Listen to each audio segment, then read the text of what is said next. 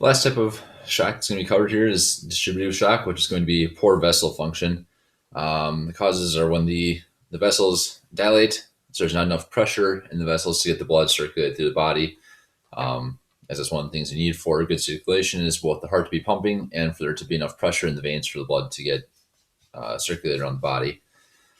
So once the veins dilate and there's not enough pressure, the blood starts to pool. And in that case, once there's no new oxygen getting to the blood because it can't circulate, the tissues start to not get the diffusion and perfusion they need, and they don't get the oxygen, they start dying off. There are 4 types of shock, which is why there's 4 people that are going to describe this one.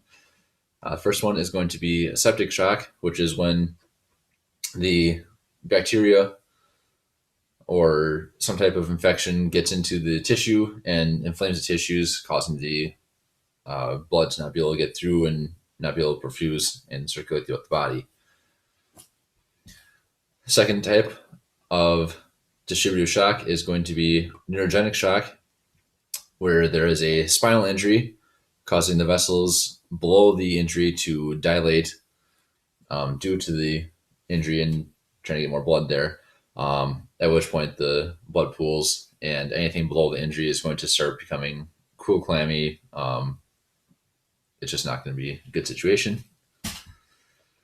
The third type is going to be the anaphylactic shock, which is when the irritant, such as food, bee stings, medication injections, or just some type of allergen that you might inhale, gets in and starts to constrict the veins.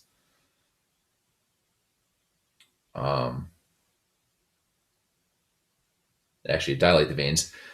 And then the blood can't flow that way. And the person starts going into their anaphylactic shock because the blood can't get around the body.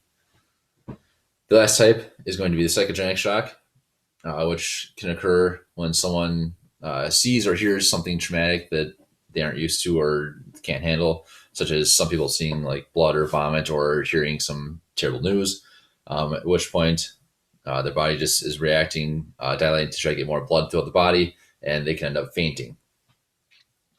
So treatments for the distributive shock, for most of them, is just going to be keep the patient warm and comfortable, use blankets, get them in a comfortable seated position or supine, whatever it's going to be more comfortable for them. Administer oxygen. Just keep the patient as calm as you can. If you can, especially for the psychogenic shock, just remove them from the traumatic environment. And then for the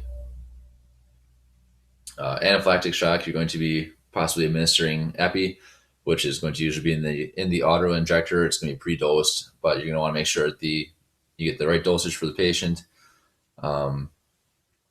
Administer it the right way. Make sure it's not expired. Check for the clarity.